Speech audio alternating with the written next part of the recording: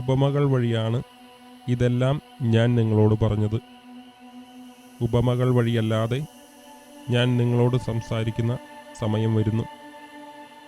അപ്പോൾ പിതാവിനെ പറ്റി സ്പഷ്ടമായി ഞാൻ നിങ്ങളെ അറിയിക്കും. അന്ന് നിങ്ങൾ എൻ്റെ നാമത്തിൽ ചോദിക്കും. ഞാൻ നിങ്ങൾക്ക് വേണ്ടി പിതാവിനോട് പ്രാർത്ഥിക്കാം എന്ന് പറയുന്നില്ല, കാരണം പിതാവ് തന്നെ നിങ്ങളെ സ്നേഹിക്കുന്നു. എന്തെന്നാൽ നിങ്ങൾ എന്നെ സ്നേഹിക്കുകയും ഞാൻ ദൈവത്തിൽ നിന്ന് വന്നുവെന്ന് വിശ്വസിക്കുകയും ചെയ്തിരിക്കുന്നു.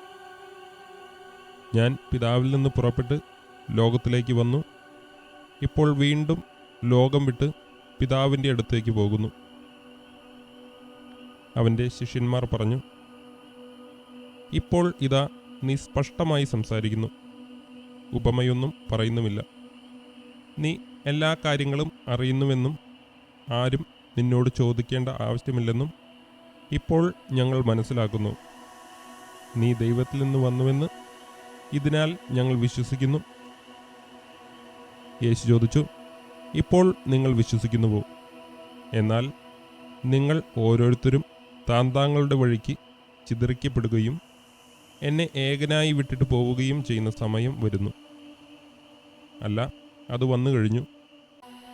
എങ്കിലും ഞാൻ ഏകനല്ല, കാരണം പിതാവ് എന്നോടുകൂടെയുണ്ട്. നിങ്ങൾ എന്നിൽ സമാധാനം കണ്ടെത്തേണ്ടതിനാണ് ഞാൻ ഇത് നിങ്ങളോട് പറഞ്ഞത്.